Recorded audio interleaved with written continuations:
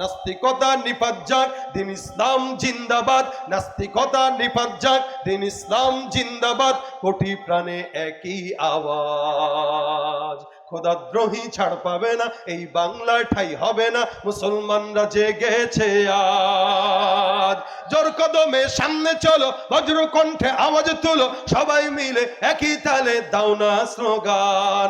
নারায়ে তাকবীর, নারায়ে তাকবীর। দিন ইসলাম, দিন ইসলাম, আল কোরআনের আলো। ইসলামেরই জন্য দেশের হয়েছে জন্ম, ইসলামের বিরুদ্ধে গেলে দেশ হবে ভিন্ন। ইসলামের বিরুদ্ধে যারা নিয়েছ অবস্থান, এই বাংলার ঠাই হবে না, যাও হিন্দুস্তান। জোর কদমে সামনে চলো, বজ্র কণ্ঠে আওয়াজ তুলো, সবাই মিলে একই তালে দাও না স্লোগান। নারায়ে তাকবীর। মুসলমানের এই দেশেতে নাস্তিকদের ঠাই নাই, নাস্তিকদের পক্ষে যারা তাদের কোনো রক্ষা নাই। এই দেশেতে থাকতে হলে কোরআন মানতে হবে, কোরআন না মানলে তারা বিতাড়িত হবে। জোর কদমে সামনে চলো, বজ্র কণ্ঠে আওয়াজ তুলো, সবাই মিলে একই তালে দাও না স্লোগান। নারায়ে তাকবীর, নারায়ে তাকবীর। আল কোরআনের আলো,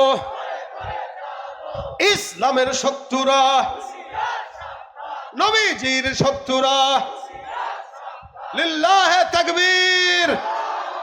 মানুষ দামি, ওর যখন ক্ষতিগ্রস্ত হয়, ও যখন আল্লাহর কাছে কম দামি হয়, তখন ওর ক্ষতিটাও বেশি হয়। আর যখন ও আল্লাহ পাকের কাছে দামি হয়ে যায়, তখন সে আসমান জমিনের সব কিছুর চেয়ে দামি হয়ে যায়। ভাইয়ার আমার, ভাত যেরকম একটু পচলেও পানি দিয়া খাওয়া যায়, কিন্তু বিরিয়ানি পচলে পানি দিয়া খাওয়া যায় না। আপনি 150 টাকার ভাত নেন, এতগুলা ভাত দিবে, খেয়ে শেষ করতে পারবেন না ঘরের সবাই মিলে। কিন্তু 150 টাকা দেন, এতটুকু তেহারি দিবে, তেহারি এতটুকু। অথবা বিরিয়ানি কিনতে যান 250 টাকা, কাচ্চি 300 টাকা, 350 টাকা, দেখে কতটুকু, বলে 1 প্লেট। কিন্তু ওইটা যদি একটু গন্ধ হয়, খাবার কোনো সুযোগ নেই। আর ভাত, এটা একটু গন্ধ হইলেও, পচলেও, নরম হইলেও, পরের ভাতের সাথে একটু মিলে রান্না করলেও খাওয়া যায়। আমার বোঝানোর ইচ্ছা হলো এটাই, দুনিয়াতে মানুষ যত দামি হোক না কেন, এটা যখন আল্লাহর কাছে কম দামি হয়, তখন এটারও একদম দাম কমে যায়। আর যখন দামি হয়, তখন আসমানের ফিরিস্তার চাইতেও দাম বেড়ে যায়। তবে দামটা বাড়ে কেন আর কমে কেন? আল্লাহ পাক রব্বুল আলামিন বলেন, এই দুনিয়াতে সব মানুষের ভিতরে যতগুলা বান্দা আছে, এদের ভিতরে সবচেয়ে দামি কারা আর কেন দামি? আল্লাহ বলেন, ইন্না আকরামাকুম ইনদাল্লাহি আতকাকুম। তোমাদের ভিতরে সবচাইতে সম্মানিত ব্যক্তি তারা, যার ভিতরে যত বেশি আল্লাহর ভয় থাকে। এই বান্দার দাম তত আল্লাহ পাকের কাছে বেশি, ওই বান্দার সম্মান তত আল্লাহ পাকের কাছে বেশি। হাকিমুল উম্মাত আশরাফ আলী থানভী রাহমাতুল্লাহ আলাইহি একটা কথা বলতেন, যে আমি আশরাফ আলী থানভীরও ততক্ষণ পর্যন্ত দাম নাই যতক্ষণ আমি আল্লাহর জান্নাত না পাইলাম। যতক্ষণ আল্লাহ আমাকে জান্নাত না দিবে, ততক্ষণ আমার দাম কুকুরের চাইতেও অধম, আমি কুকুরের চাইতেও খারাপ। আর যদি আল্লাহ পাক আমাকে জান্নাত দেয়া দেয়, তো আমি তখন বলতে পারবো যে আলহামদুলিল্লাহ, সৃষ্টি জগতের ভিতরে আমি সবচাইতে দামি। আমরা মনে করি এই দুনিয়াতে আমি এলাকার চেয়ারম্যান, মেম্বার, এমপি, মন্ত্রী, অনেক বড় কিছু নেতা, এজন্য আমার আশেপাশে 10-15 জন 20 জন ঘুরে আমি মনে হয় দামি হয়ে গেছি। কিন্তু আল্লাহর কসম, দুনিয়ার সব মানুষ আপনাকে সম্মান করলো, কিন্তু আল্লাহর কাছে আপনার সম্মান নাই। আল্লাহর কাছে আপনার সম্মান না থাকার কারণে 4 আনার কোনো দাম এই মাখলুকাতের ভিতরে আপনার নাই। হ্যাঁ, আপনি অনেক বড় বড় প্রোটোকল নিয়ে চলতে পারেন, অনেক মানুষের মাঝখানে আপনি হাঁটতে পারেন, মানুষ আপনাকে দেখলে লাল গালিচা বিছাইতে পারে, কিন্তু শুধুমাত্র তাকওয়া না থাকার কারণে, কলব ঠিক না থাকার কারণে আল্লাহর কাছে এবং মাখলুকাতের ভিতরে আপনার 4 আনার কোনো দাম নাই। এজন্য আল্লাহ পাক রব্বুল আলামিন হাদিসে কুদসিতে বলেন, ইন্নাল্লাহা লা ইয়ানজুরু ইলা সুওয়ারিকুম ওয়া আমওয়ালিকুম ওয়ালাকিন ইয়ানজুরু ইলা কুলুবিকুম ওয়া আমালিকুম। আল্লাহ পাক বান্দার চেহারা দেখে না, আল্লাহ পাক বান্দার শরীর দেখে না, আল্লাহ পাক বান্দার ক্ষমতা দেখে না, আল্লাহ বান্দার সৌন্দর্য দেখে না, সাদা চামড়া দেখে না। কি দেখে? বলে নফস দেখে, কলব দেখে, আমল দেখে। যার কলব যত পবিত্র ওই বান্দার দাম আল্লাহ পাকের কাছে তত উঁচু। যদি মানুষ চেহারার কারণে জান্নাত পাইতো আর চেহারার কারণে জাহান্নামে যাওয়া লাগতো, তো বেলালের মতো লোক জিন্দেগিতে জান্নাত পাইতো না।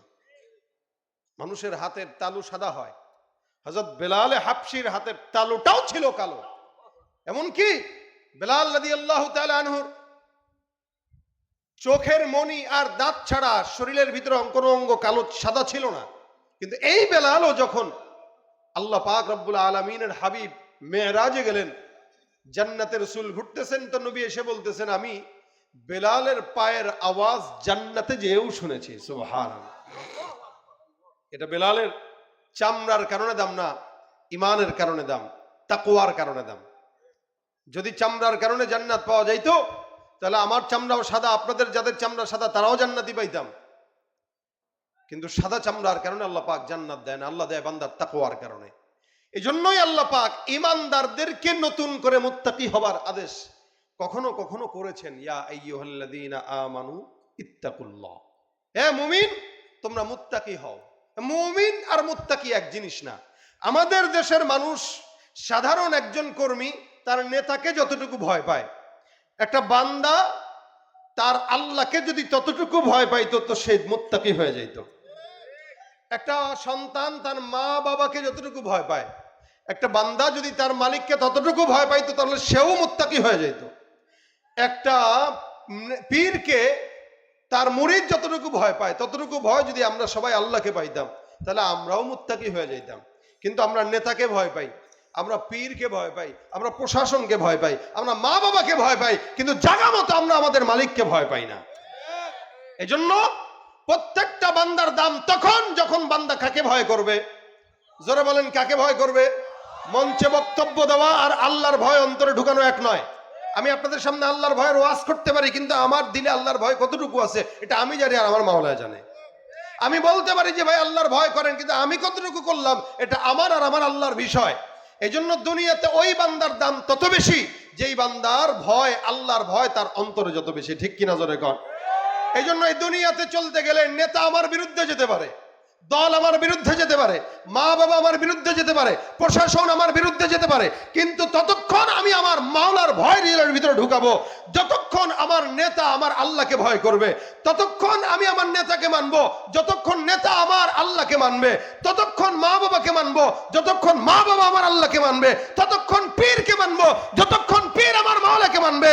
যদি পীর আমার আল্লাহকে না মানে, নেতা আমার আল্লাহকে মানে, মা বাবা আমার আল্লাহকে না মানে, ওই মা বাবা, ওই পীর, ওই নেতাকে মানার কোনো প্রশ্ন আসে না। ঠিক কিনা জোরে কর?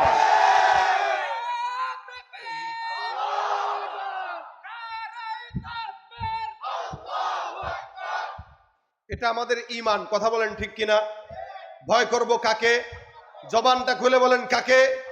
আরো বলেন আল্লাহু আকবার। ভয় যদি একমাত্র ঢোকানো লাগে কার ভয় ঢুকবে? লড়াইয়ের ওই ময়দানেতে যেতে তোমাকে হবে, প্রয়োজনে সব রক্তটুকু জমিনেই ঢেলে দেবে। লড়াইয়ের ওই ময়দানেতে যেতে তোমাকে হবে, প্রয়োজনে সব রক্তটুকু জমিনেই ঢেলে দেবে। তবুও তোমায় লড়তেই হবে, মানিবে না পরাজয়। তবুও তোমায় লড়তেই হবে, মানিবে না পরাজয়। বিপ্লব মানে জীবন দেয়া বসে থাকা নয়, সে কোনো দিন আসবে না রে করো যদি ভয়। কথা কয় না? আমার সঙ্গে আওয়াজ দিয়া, বিপ্লব মানে জীবন দেয়া, সে কোনো দিন আসবে না রে করো যদি ভয়। বিপ্লব মানে জীবন দেয়া, সে কোনো দিন আসবে না রে করো যদি ভয়। আসবে বিজয় রক্ত আর জীবনের বিনিময়, আসবে বিজয় রক্ত আর জীবনের বিনিময়। বিপ্লব মানে জীবন দেয়া বসে থাকা নয়, সে কোনো দিন আসবে না রে করো যদি ভয়। শাসনের নামে কেউ বা পিছছে মেহনতি জনতারে, ইমানের উপর আঘাত ওরা হানিছে বারে বারে। শাসনের নামে কেউ বা পিছছে মেহনতি জনতারে, ইমানের উপর আঘাত ওরা হানিছে বারে বারে। প্রতারণার ওই ফাঁদে পড়ে মোরা জীবন করেছি ক্ষয়, প্রতারণার ওই ফাঁদে পড়ে মোরা জীবন করেছি ক্ষয়। বিপ্লব মানে জীবন দেয়া বসে থাকা নয়, সে কোনো দিন আসবে না রে করো যদি ভয়। বিপ্লব মানে জীবন দেয়া, সে কোনো দিন আসবে না রে করো যদি ভয়। আসবে বিজয় রক্ত আর জীবনের বিনিময়, আসবে বিজয় রক্ত আর জীবনের বিনিময়। বিপ্লব মানে জীবন দেয়া বসে থাকা নয়, সে কোনো দিন আসবে না করো যদি ভয়। ঠিক কিনা? ধর্মকে আজ পুঁজি করিয়া গাল ভরা বলি দিয়ে কত যে সুফি খুশিতে মাতাল হাদিয়া তো পাবে। ধর্মকে আজ পুঁজি করিয়া গাল ভরা বলি দিয়ে কত যে সুফি খুশিতে মাতাল হাদিয়া তো পাবে। ভণ্ডামির ওই শিকড় তুলে সত্যের আনো জয়, ভণ্ডামির ওই শিকড় তুলে সত্যের আনো জয়। বিপ্লব মানে জীবন দেয়া বসে থাকা নয়, সে কোনো দিন আসবে না রে করো যদি ভয়। ঠিক কিনা? ভয় করবো কাকে? জোরে বলেন কাকে? খালি মঞ্চে উঠে বললেই হয় না যে আমরা আল্লাহকে ভয় করি। এই ভয়ের গল্প আমরা 17 বছর শুনেছি। সুতরাং এই ভয়, এটা হলো ধান্দাবাজির ভয়। এই জন্য ভাইরা আমার, দিল থেকে ভয় করার কথা আল্লাহ পাক বলেছেন, ইত্তাকুল্লাহ হাক্কা তুকাতি, ইত্তাকুল্লাহ হাক্কা তুকাতি। যেটার হক আদায় করলে হয় ওইটা করো।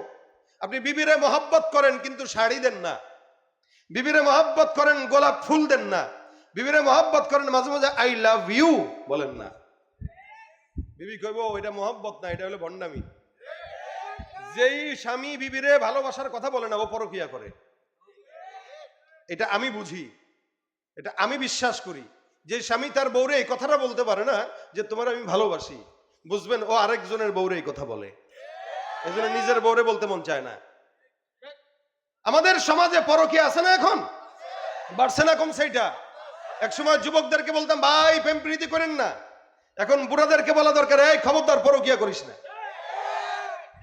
আরো রমজান আসছে, ঈদ আসবে সামনে, দেখবেন সব মানিকগঞ্জের মা বোনরা খালি মার্কেটে ঘুরে। মানিকগঞ্জের কথা কইলাম আর কি, সারা ঢাকা শহর বাংলাদেশের অবস্থা এক। কারণ স্বামী কিনে দিলে এটা পছন্দ হয় না বউ, স্বামী কিনে দিলে তোমার রুচিতে কুত্তায় হাঁকছে, এ কি কালার দিছো, এটা এটা কোন কালার দিলা, এটা আজীব হাল। অথচ আমাদের মা খালাদেরকে কোনোদিন মার্কেট কি এটা বুঝাইতে পারে নাই আমাদের বাবেরা। যেটা দিছে ওইটাই পড়ছে, তেনা দেখ ছিড়া দেখ নাকি।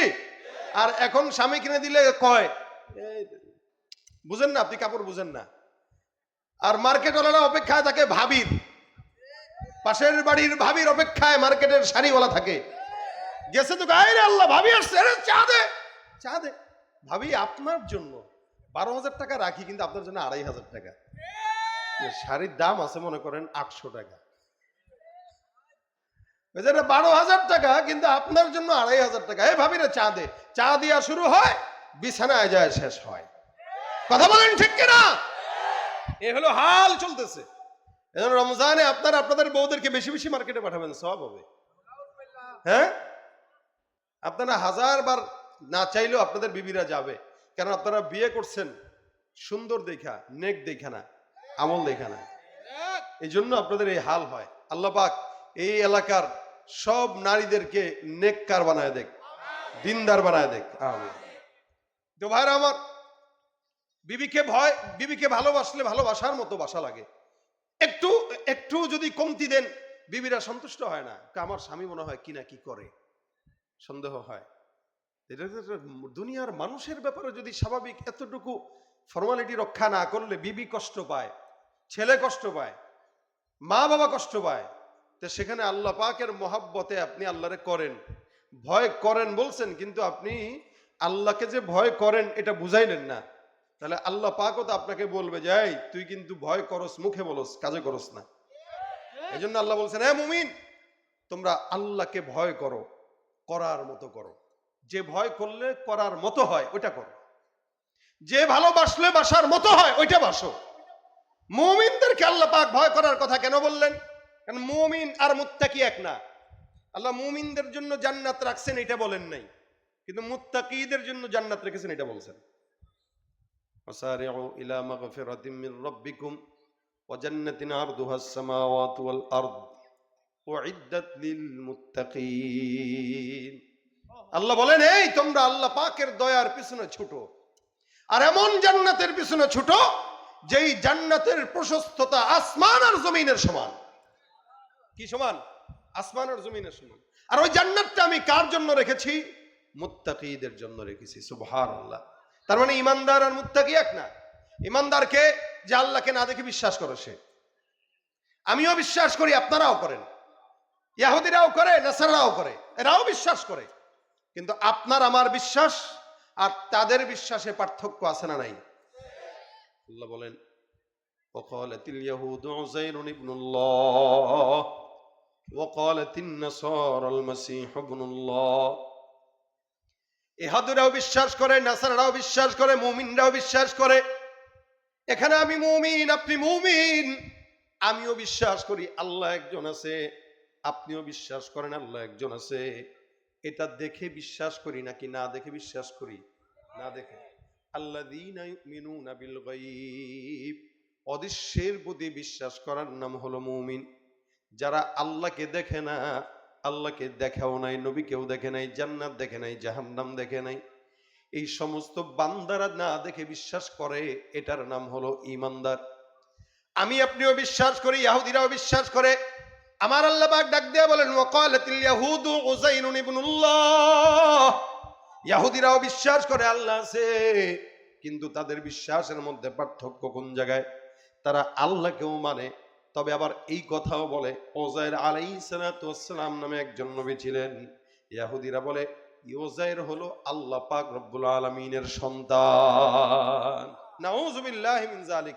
তারাও বিশ্বাস করে, কিন্তু আল্লাহর সন্তান বানায় দিছে। আল্লাহর কি কোনো সন্তান আছে? নাসারা বলে ওয়াকালাতিন নাসারাল মাসীহ ইবনুল্লাহ। ইহুদিরা বলে উযাইর আল্লাহর সন্তান, নাসারা বলে মাসীহ হলো আল্লাহর সন্তান। একজন একদলকে আল্লাহর সন্তান বানায় দেয়। আর আল্লাহ পাক রব্বুল আলামিন বলেন, কুল হুয়াল্লাহু আহাদ আল্লাহুস সামাদ লাম ইয়ালিদ ওয়া লাম ইউলাদ ওয়া লাম ইয়াকুল লাহু কুফুয়ান আহাদ। আমার আল্লাহ পাক ডাক দিয়া কয়, হে ইমানদার বান্দা, মনে রাখবা আমি আল্লাহ এমন একজন একক আল্লাহ, যে আল্লাহ কারো থেকে জন্ম নেই নাই, কাউকে জন্ম দেইও নাই। সুবহানাল্লাহ। এই বিশ্বাসটা আপনার আমার কলবে আছে না নাই? ইহুদিরা আল্লাহকে মানে আবার শরীক করে নেয়, নাসারাও আল্লাহকে মানে আবার শরীক করে নেয়। আমরা ইমানদার যারা আছি, এক বিন্দু রক্ত যদি শরীরের মধ্যে থাকে, আমরা মরণ পর্যন্ত একটা কথা বলবো, লা ইলাহা ইল্লাল্লাহ। এটাই হলো আমাদের ঈমান। তাদের মধ্যে আমাদের মধ্যে পার্থক্য। এ মুসলমান, এই কারণে আল্লাহ পাক ডাক দেয়া কয়, হে মুমিনের দল, মুত্তাকি হও। একজন বান্দা কখন মুত্তাকি হয়? তিনটা গুণ যখন বান্দার মধ্যে থাকে, ওই বান্দাটা মুত্তাকি হয়ে যায়, এই বান্দাটা ইমানদার হয়ে যায়। এক নাম্বার, ইমানদারদের গুণ থাকবে তাসদীক বিল জিনান। ইমানদার তার অন্তর দিয়া বিশ্বাস করবে আল্লাহ একজন আছে, এই বিশ্বাসের নাম হলো ঈমান। অন্তর দিয়া বিশ্বাস করবে। আর দুই নাম্বার, জবান দিয়া স্বীকার করবে, ইকরার বিল লিসান, জবান দিয়া স্বীকারোক্তি করে পড়বে লা ইলাহা ইল্লাল্লাহ। এই স্বীকারোক্তি যদি না দেয়, কোনো বান্দাকে মুমিন বলা যায় না। যার কারণে আমরাও তো জন্মের পরে কানের ভিতরে স্বীকারোক্তির আওয়াজ শুনেছি এবং জবান দিয়াও পড়েছি যখন কথা শিখেছি। প্রত্যেকটা ইমানদার বান্দা স্বীকারোক্তি দিবে লা ইলাহা ইল্লাল্লাহ। আবু তালেব আমার পয়গম্বরকে এত মহব্বত করতেন, মহব্বত করার কারণে আল্লাহর নবীকে সব জায়গায় পয়গম্বরকে সহযোগিতা করতেন।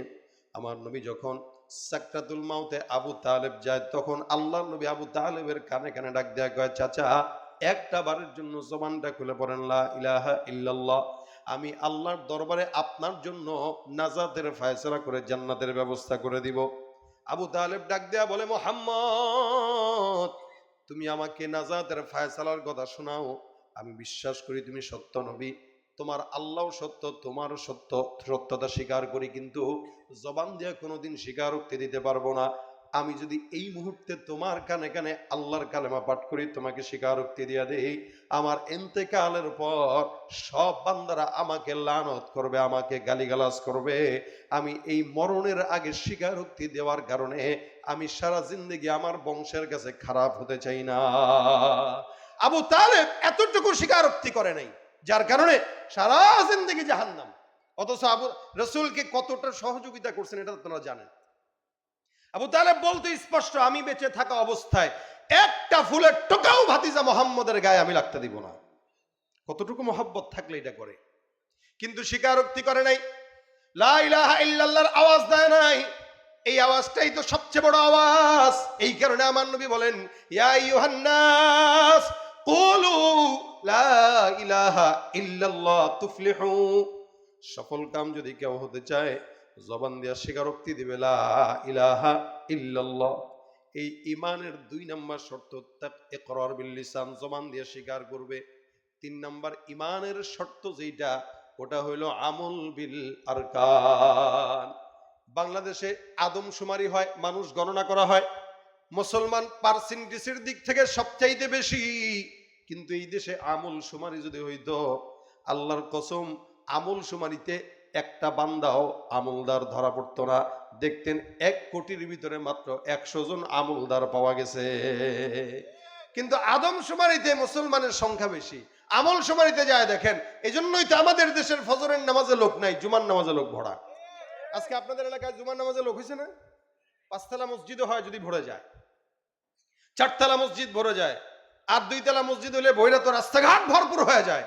ফজরের নামাজের দিকে তাকাইলে মনে হয় দেশের সব নাস্তিক, আর জুমার নামাজের দিকে তাকাইলে মনে হয় দেশের সব ইমানদার আর নেককার। তার মানে আমাদের দেশের মানুষটা মনে করে ইমানদার হওয়ার জন্য জুমার নামাজটাই শর্ত। কথা বুঝেন নাই? মানে জুমা পড়ছি মানে আমি মুসলমান ইমানদার। এই জন্য চোরও জুমার নামাজ পড়ে, যেন রাত্রেবেলা আপনার এলাকায় চুরি করে ডাকাতি করে, এগুলোও জুমার নামাজ আদায় করে। আরে ভাই, আমরা নামাজের গল্প অনেক শুনছি, 70 রাকাত তাহাজ্জুদের গল্প আমাদের কানে আসছে। তাই বলে কি ইমানদার?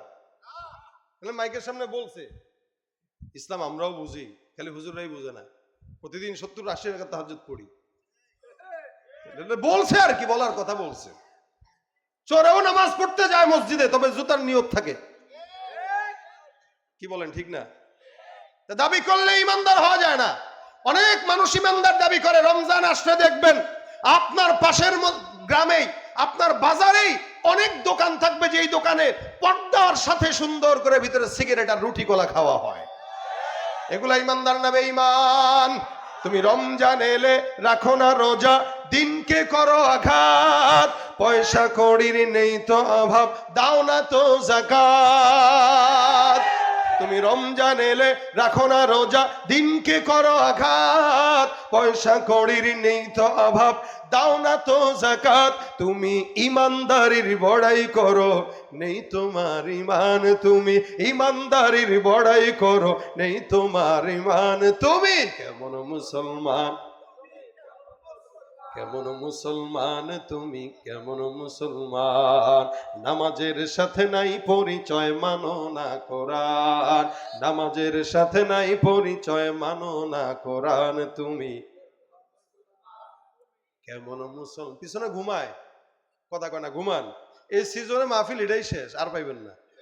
তো গাওয়ার জন্য যদি মন চায় একটু গলা ছেড়ে গান, কেমন মুসলমান তুমি, তুমি নবীর উম্মত দাবি করো, সুন্নাহ মানো না, নবীর অপমানে তোমার হৃদয় কাঁদে না। তুমি নবীর উম্মত দাবি করো, সুন্নাহ মানো না, নবীর অপমানে তোমার হৃদয় কাঁদে না। তুমি বিজাতীয় সংস্কৃতিতে সপেছো পরাণ, তুমি বিজাতীয় সংস্কৃতিতে সপেছো পরাণ। তুমি তুমি কেমন মুসলমান, তুমি কেমন মুসলমান? তুমি সুদের টাকায় প্রাসাদ গড়ো, ঘুষ ছাড়ো না, দিন দুঃখী না খেয়ে মরে, খবর রাখো না। তুমি সুদও খায়, ঘুষও খায়, আবার মুমিনে দাবি করে। আমরা তো ওই সংবাদে একটা দেখেছি, আপনারা দেখছেন কিনা জানি না, এক লোক ঘুষ খাইতেছে, আরেকজন পাশ থেকে বলতেছে ভাই গনে নেন সুন্নত। ঘুষের টাকা গনে নেওয়া কারা কারা সুন্নত মোতাবেক ঘুষ খান? হাতটা তুলে দেখান।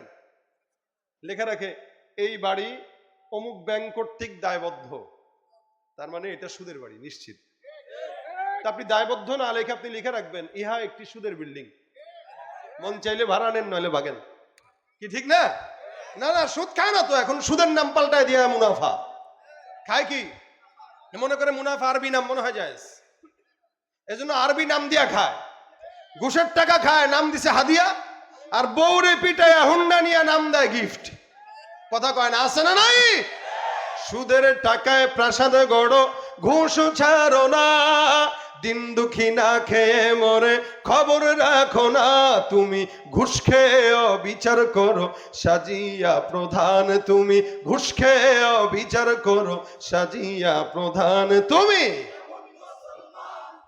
কেমন মুসলমান না খৌফে খুদা দিল মে হে না গैरत ईमान, कैसे मुसलमान है तुम कैसे मुसलमान। ঠিক কি না?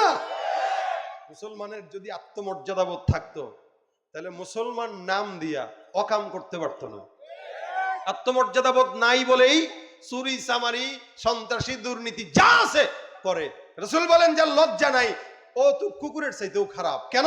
ইদা লাম তাস্তাহি ফাসনা মা শিতা, বাস কর, মন চাইলে কর যা। এজন্য আল্লাহ পাক কখনো কখনো মানুষকে দামি বানাইলেও কখনো বলেছেন এদের দাম কুকুরের চাইতেও খারাপ, এদের হাল কুকুরের চাইতেও।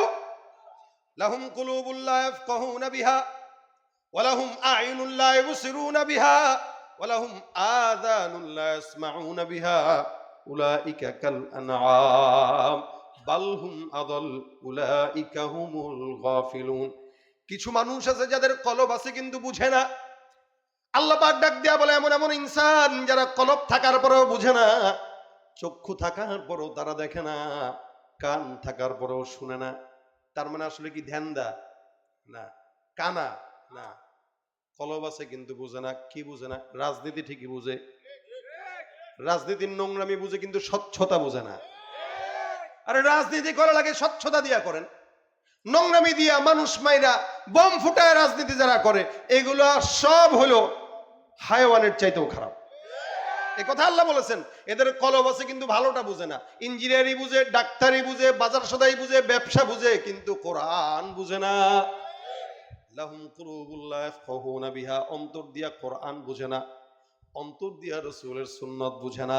ওয়া লাহুম আ'ইনুল লা ইবসিরুনা বিহা, চক্ষু আছে লেকিন দেখে না। কি দেখে না? আল্লাহর কোরআন দেখে না। কিন্তু 80 বছরের বুড়া খাটাস পর্যন্ত স্কুলের গেটের সামনে চায়ের দোকানে বসে বসে ছোট ছোট ছেলেগুলোর দিকে নজর দেয়। ফিতনার জামানা তো হারে আমগো জমানায় ছিল না, তো বুড়া বয়সে পাইছি তাই একটু দেখি। যদি বুড়া বয়সে জোয়ান বয়সে পাইতাম তাহলে কি আর এক বুড়ির নিয়ে এতদিন কাটাই? দেখে ঠিকই, হারামটা দেখে, ভালোটা দেখে না। দেখে ঠিকই হারামের দিকে নজর দেয়, দেখে ঠিকই সুদের দিকে নজর দেয়, ঘুষের দিকে নজর দেয়, আল্লাহর কোরআনের দিকে নজর দেয় না। এই জন্য আল্লাহ পাক বলেন লাহুম আয়ুনুল লা ইবসিরুনা বিহা, চক্ষু আছে দেখে না, ওয়া লাহুম আযানুল লা ইয়াসমাউনা বিহা, কান আছে শুনে না। তার মানে কি শুনে না? ঠিকই আপনাদের মানিকগঞ্জের আপার গান শুনে, কিন্তু সাইদ আহমদের গজল শুনে না। ঠিক না? গানের কনসার্ট হলে হেনে যায়। না আমরা যে এত কষ্ট করে গজল লিখা লিখা সুর করে করে এই বয়ানের ফাঁকে ফাঁকে ভাঙ্গা গলা দিয়ে আপনাদেরকে উপহার দেই, কেন দেই? আপনারা যেন গান না শুনেন। কথা ঠিক না? গান যেন না শুনেন, এই কারণেই তো দেই। তাহলে এইটা ভাল লাগে না ওইটা ভাল লাগে, কান দিয়া। এজন্য 60 বছরের বুড়াও পর্যন্ত টুপি মাথায় দিয়া গান শুনে, আপার আপার গান শুনে। আমি নাম বলতেছি না কারণ আপনারা চিনেন, আপনারা চিনেন কারণ আপনাদের সম্পদ। আরে ভাই, সুর এটা সৃষ্টিগত ভাবে মানুষ এটার পাগল। কি ঠিক না?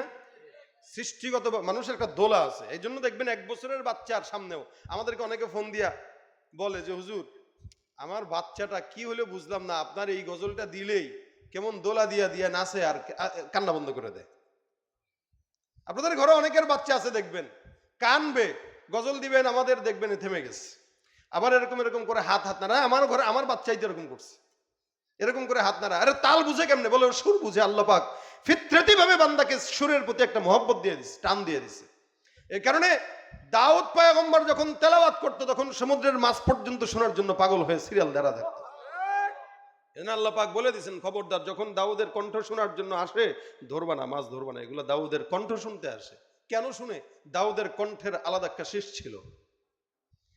তো সুতরাং ভাইরা আমার, সুর আল্লাহ পাকের দেওয়া। হ্যাঁ, এই সুর যেহেতু আছে, এটা দিয়ে খারাপটা কেন শুনবো আর খারাপটা কেন গাবো? কি ঠিক না? তাহলে আমরা তো চাইলে পারতাম, চাইলে তো গিটার দিয়ে গান টান বাজায় পারতাম নাকি? আল্লাহ তো চামড়াটা একটু সাদা দিছে, এবার সুরটা একটু ভালো দিছে, তো চাইলে ওইটা পারতাম। কিন্তু আল্লাহ পাকের রহমতে, আল্লাহ পাকের দয়ায়, আল্লাহ পাক আল্লাহ নিজের দ্বীনের কাজে আমাদেরকে খাদেম বানায় রাখছেন। এই ওলামা একরামদেরকে আল্লাহ দ্বীনের খাদেম বানায় রাখছেন। দেখেন, এরা এক একটা মাদ্রাসা পরিচালনা করে, বেতন দেয় ৮,০০০ টাকা, ১০,০০০ টাকা, তাও ৩-৪ মাস বাকি। এরপরেও কোনো ইমাম সাহেব চাইলে যদি রিক্সা চালাইতো, মোটামুটি মাস শেষে ৩০,০০০ টাকা পাইতো। কিন্তু মাদ্রাসা বাদ দিয়ে রিক্সা চালাইতে যায় না। কেন যায় না? দ্বীনের মহব্বতে যায় না। সুতরাং আল্লাহ পাক বলেন, এমনি মানুষ হওয়া যায় না। কলব থাকবে, বুঝবা না। কান থাকবে, শুনবা না। দিল থাকবে, বুঝবা না। আর নজর থাকবে, দেখবা না। আল্লাহ পাক বলেন, উলাইকা কাল আনআম। দেখা যায় সুন্দর, দেখা যায় এলাকার নেতা, দেখা যায় এলাকার অমুক ব্যবসায়ী, শিল্পপতি, কিন্তু আল্লাহ বলেন উলাইকা কাল আনআম। এটার ভিতরে, কুকুরের ভিতরে কোনো পার্থক্য নাই। কেমনে? কুকুরেও অন্তর দিয়ে ভালো মন্দ বুঝে না। কুকুরেরও চোখ আছে কিন্তু দেখে না। ছাগলের, গরুর চোখ আছে কিন্তু রাস্তা দিয়া ছেড়ে দিবেন, ও রাস্তা বাদ দিয়া ক্ষেতের মাঝখান দিয়ে হাঁটবে। চোখ তো আছে, তা দেখলো না যে ও দেখছে ঠিকই, কিন্তু ওর বুঝার ক্ষমতা নাই। আর চোখ দিয়া দেখলেও ভালোটা দেখার ক্ষমতা নাই। আবার কি, ওর কান আছে, কিন্তু ওর যদি বলেন এই কানটা ধরে বলেন খবরদার পাশের বাড়ির ভাবির অথবা পাশের বাড়ির ভাইয়ের ক্ষেতের ভিতরে খবরদার মুখ দিবি না, ও কি শুনবে আপনার কথা?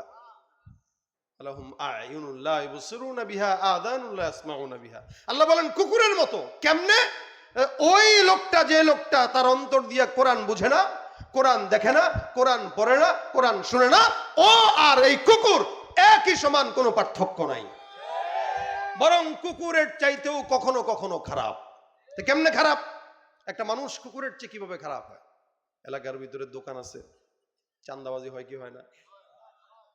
আমাদের এক ভাই আছে বাইতুল মোকরমের ব্যবসায়ী, একদিন আমারে কয়, ভাই আগের চেয়ে বরকত এখন দ্বিগুণ বাড়ছে। আমি কেমনে বাড়ছে? কয় আগের আমলে আর কি, বুঝেন না, আগের আমলে প্রতিদিন চান্দা দিতাম হইলো ১৫০ টাকা দোকানের, আর এখন আল্লাহর রহমতে দেই ৩০০ টাকা। কত দেয়?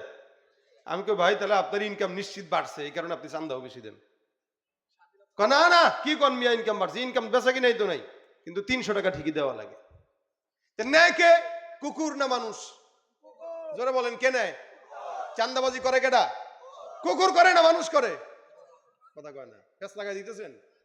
আচ্ছা, আপনাদের এলাকার দোকান আছে, কোনোদিন কিরকম হয়েছে ১০ জন কুকুর মিলে একসঙ্গে এসে বলছে, এই আমরা কিন্তু কুত্তা সমিতি চলে আসছি, ডগ সমিতি।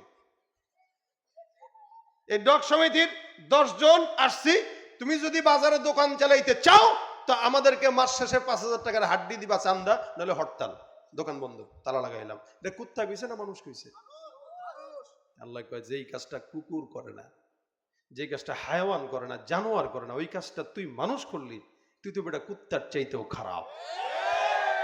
উলাইকা কাল আনআমি বাল হুম আদাল, উলাইকা হুমুল গাফিলুন। মজার বিষয়টা হলো আল্লাহই বলতেছে এগুলা যে কুত্তার চেয়ে খারাপ হয়ে গেছে, এটা হে নিজেই বুঝে না। এই লোকটা কিন্তু সবার সামনে, মানুষের সামনে যখন চলাফেরা করে, মানুষের মাঝখানে যখন উঠা বসা করে, তখন সে নিজের সবচাইতে বড় বুদ্ধিমান মনে করে।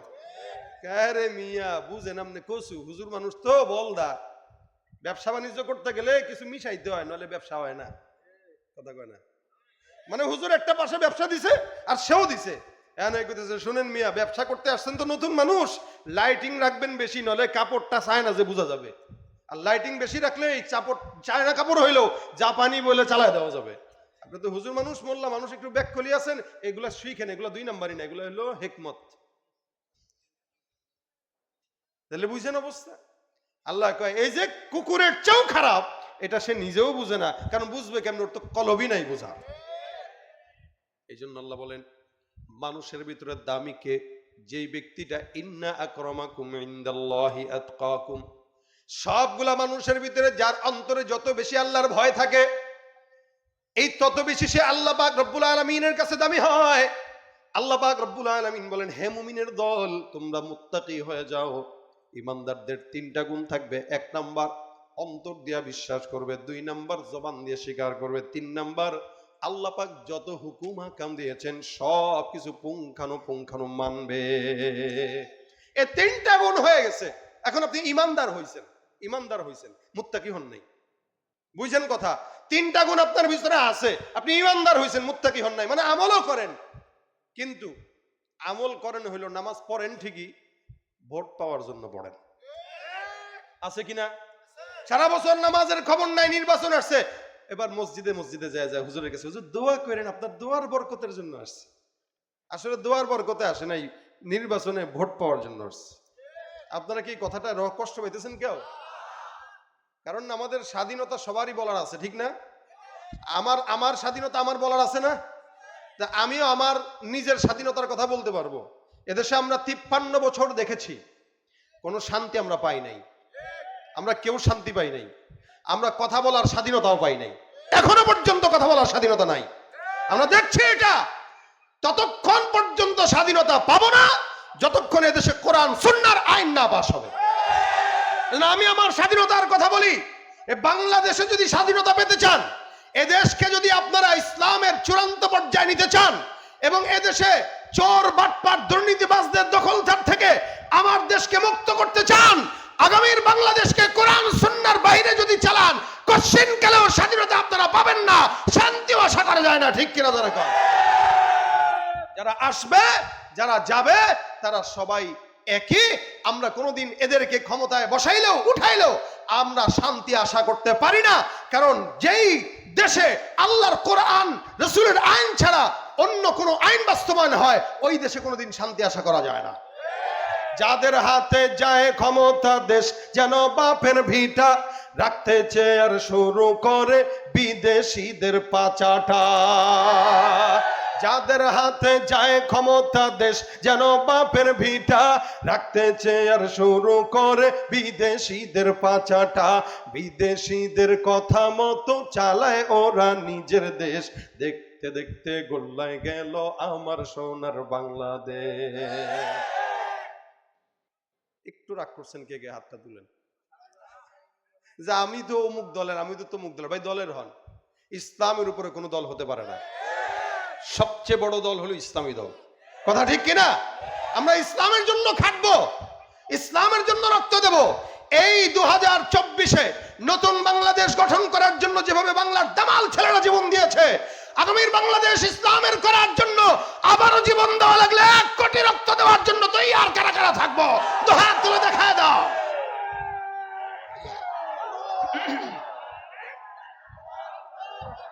আল্লাহ পাক আমাদের দেশকে ইসলামের জন্য কবুল করুক, জোরে বলেন আমিন। কেউ দিল না সবাই নিল, আমরা যে কলুর বলদ, সারা বছর নেয় না খবর, নির্বাচনে খুব দরদ। কেউ দিল না সবাই নিল, আমরা যে কলুর বলদ, সারা বছর নেয় না খবর, নির্বাচনে খুব দরদ। নির্বাচনের আগে নেতা ধরে কত রকম বেশ, দেখতে দেখতে গোল্লায় গেল আমার সোনার, দেখতে দেখতে গোল্লায় গেল আমার সোনার।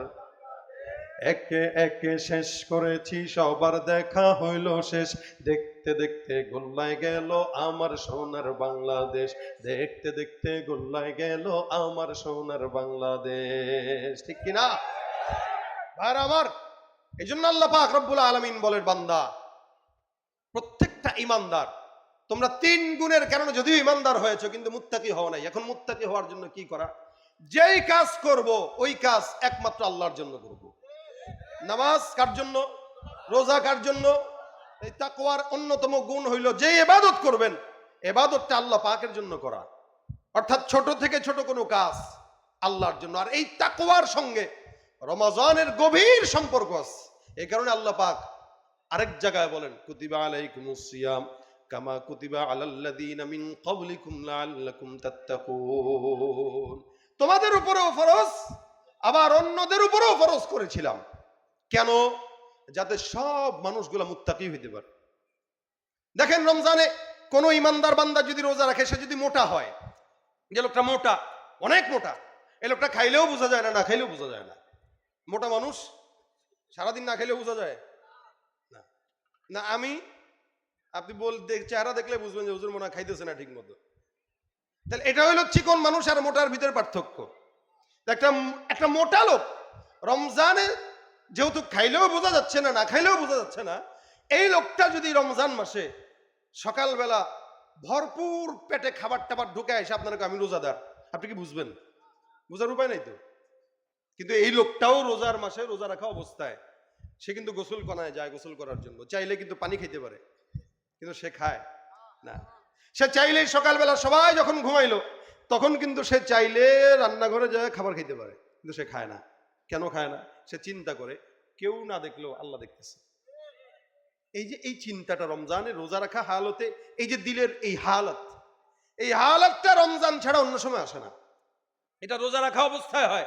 এই কারণে আল্লাহ পাক বলেন, রোজাদার বান্দা শুধুমাত্র আমার জন্য রোজা রাখে, যার কারণে ওয়ানা আজিজি, এটার যে পুরস্কার এটা আমি আমার নিজের হাতে দান করব। সুবহানাল্লাহ।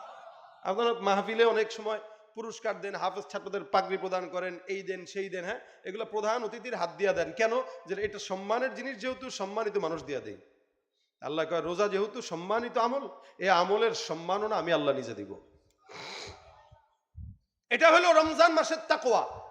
অথচ অন্যান্য সময় সে কিন্তু এই তাকওয়াটা চিন্তা করে না, এবং কি রোজা রাখা অবস্থাতেও সে কিন্তু গুনাহ করার সময় চিন্তা করে না যে আল্লাহ দেখতেছে, কিন্তু রোজা রেখে কিন্তু এই চিন্তাটা করে যে আল্লাহ দেখতেছে। অথচ একটা রোজাদার বান্দা রোজা রেখেও গুনাহ করে। অনেক বান্দা আছে যারা রোজা রাখার পরেও গুনাহ করে, রোজা রেখেও ওজনে কম দেয়। রোজা রেখে দেখেন না, ওই যে গত 2 দিন আগের ভাজা পেঁয়াজ জুড়ে ফ্রিজে রেখে গরম করে দিয়ে ভাই টাটকা, রোজা রাখাই তো করতেছে সে। কিন্তু রোজার হালতে যেই তাকওয়াটা সে রাখে, ওই তাকওয়াটা যদি প্রতিনিয়ত রাখতো, তাহলে ওই বান্দাটা খাঁটি মুত্তাকি হইতো, যেটা আল্লাহ পাক বলেছেন হাক্কা তুকাতি। এই কারণে রমজানটা আমাদের একদম হাতের সামনে, আর রাতটা পার হইলেই সামনে তারাবি পড়া লাগবে। কালকে আজকে এশার নামাজটা পড়ে নিছেন, কালকে আর শুধু এশার নামাজ পড়তে পারবেন না, কালকে তারাবি সহ পড়া লাগবে। এই জন্য রমজানে আমাদের মুত্তাকি হবার সর্ব উত্তম সময়, এই উত্তম সময়টা পেয়েও যদি আমরা হারায় ফেলি, তাহলে আপনার মতো আমার মতো নালায়েক নাখানদার কেউ হবে না। এজন্য রাসূল বলেন, যে ব্যক্তি রোজা পেল, এটা গুনাহ মাফ করাইতে পারলো না, কদরদানি করতে পারলো না, ওই ব্যক্তির উপর আল্লাহ পাকের গজব, লানত। জিবরিল আমিন বদদুয়া করেছেন, নবী আমিন বলেছেন।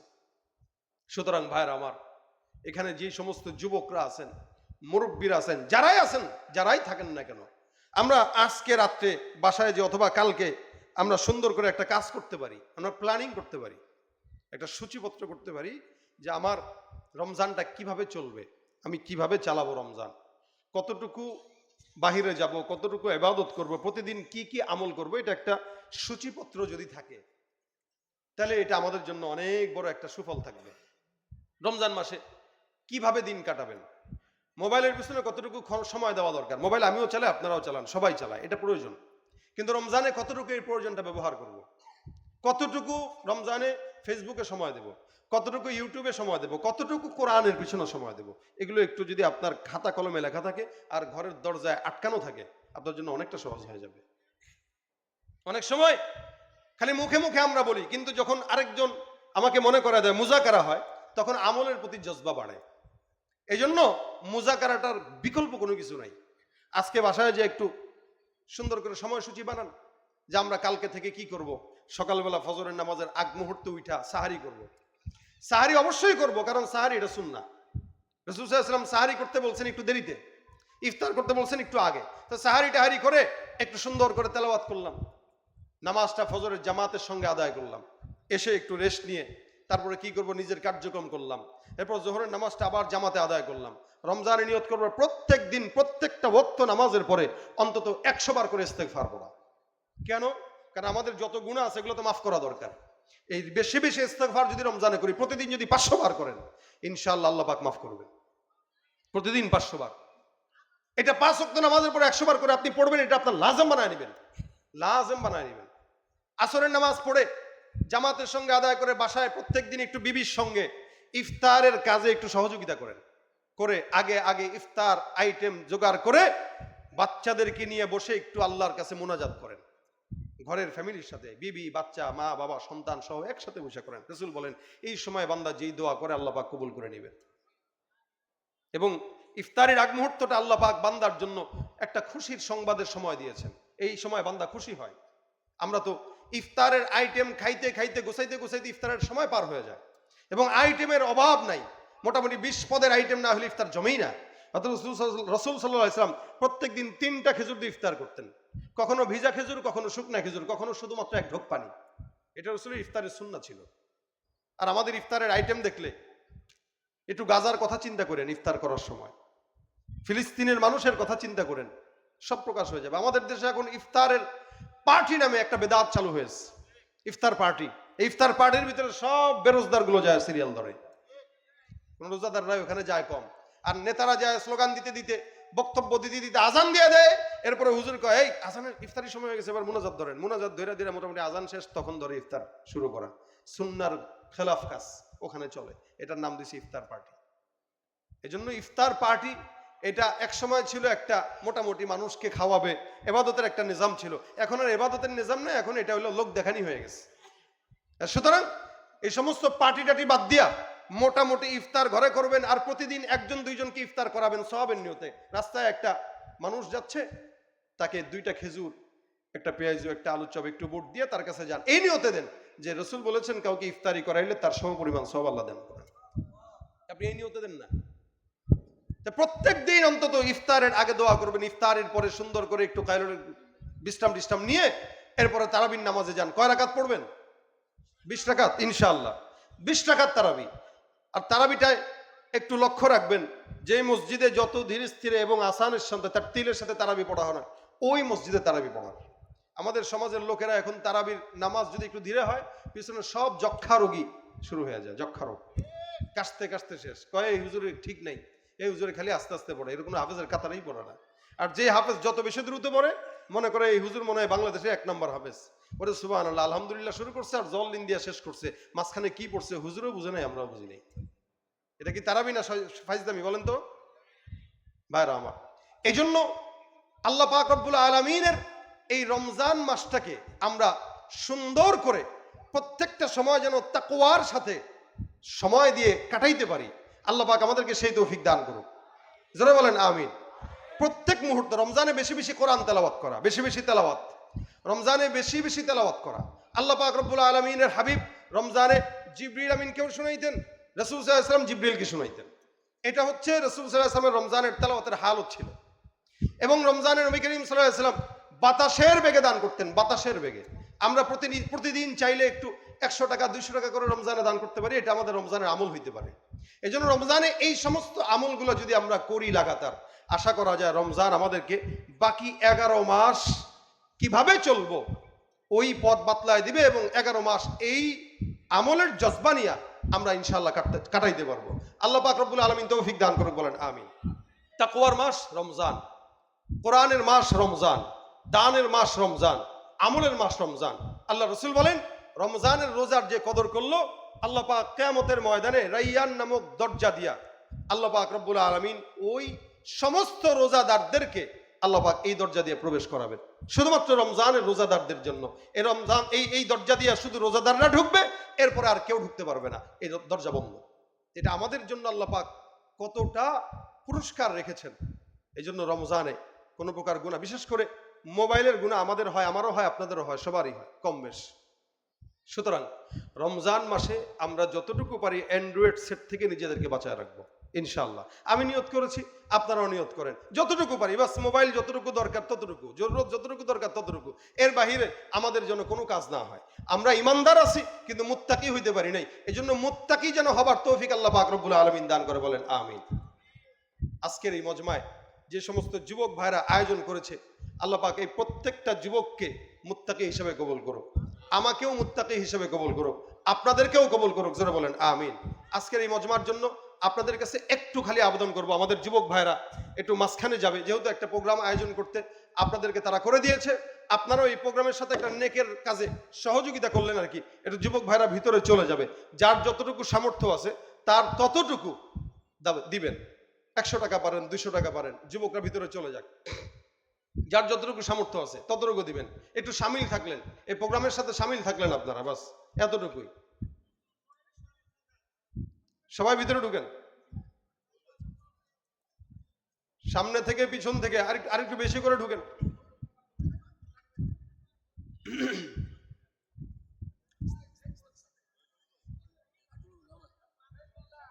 পিছনে যান, কয়েকজন পিছনে যান।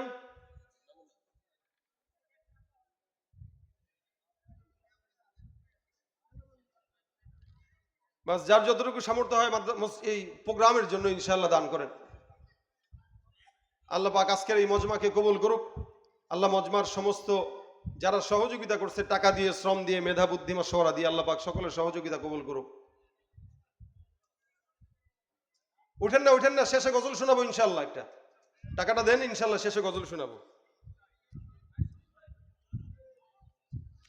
বাজেট করে মাহফিল আসা তাকওয়ার অন্তর্ভুক্ত কিনা, এটা যারা বাজেট করে তাদেরকে প্রশ্ন করবে, আমি বাজেট করি না। যারা করে তাদেরকে প্রশ্ন করবে। আজকেও এখানে বাজেট করি না, আমি জানিও না আমাদের কি দিবে। সুতরাং এই সমস্ত প্রশ্ন অবাঞ্ছিত। যার যতটুকু সামর্থ্য হয় প্রোগ্রামের জন্য দেন।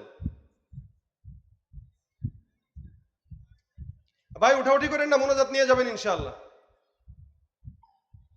এই প্রশ্ন যিনি করছেন উনার তাকওয়ার অভাব আছে। এই প্রশ্ন যিনি করছেন উনার তাকওয়ার সমস্যা আছে, উনার তাকওয়া ঠিক করতে বলেন আগে, যে করছে সে জানে। ইনশাআল্লাহ যুবক ভাইরা সামনের বছরে এই প্রোগ্রামটা যেন করতে পারে, বেশি বেশি সহযোগিতা করবেন তো ইনশাআল্লাহ? কথা কয় না, পারবেন তো ইনশাআল্লাহ? এটা একদম শেষ পর্যায়ে করছেন আপনারা। আমি আগেই শুরুতেই বলেছি আপনাদেরকে যে এমন অবস্থায় আপনারা এই প্রোগ্রাম, এমন সময় প্রোগ্রামটা করেছেন, আমরা বয়ান করতে করতে ক্লান্ত।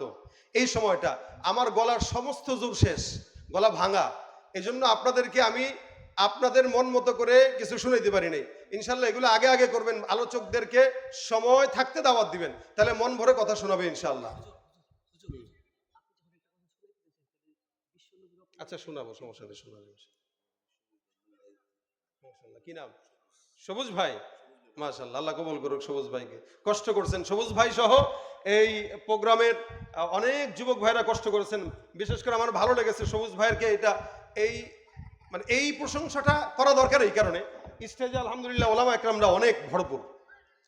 মাহফিলে ওলামা একরামরা থাকা মানে মাহফিলের রুহানিয়াত বাড়ে। এবং আমরা দেখেছি মাহফিলগুলোতে শুধুমাত্র নেতাদেরকেই সভাপতি আর সেক্রেটারি আর প্রধান অতিথি বানায়।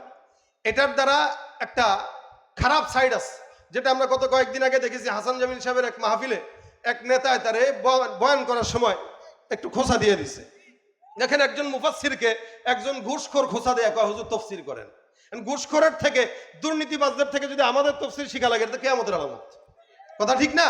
এখানে ওয়াজের ময়দানে এভাবে ওলামা একরাম বুজুর্গরা বসা থাকবে, ভুল ধরা লাগলে ওনারা বলবে, আমরা ওনাদের ছাত্র তুল্য, ভুল বলবে আমরা ভুল শুধরায় নেব ইনশাআল্লাহ। কিন্তু দুর্নীতিবাজ আর সমস্ত চাঁদাবাজ, তারপরে ঘুষখোর সুদখোর, এদের থেকে যদি আমাদের তফসির শিখা লাগে, এর চাইতে কষ্টের বিষয় আর কিছু হইতে পারে না।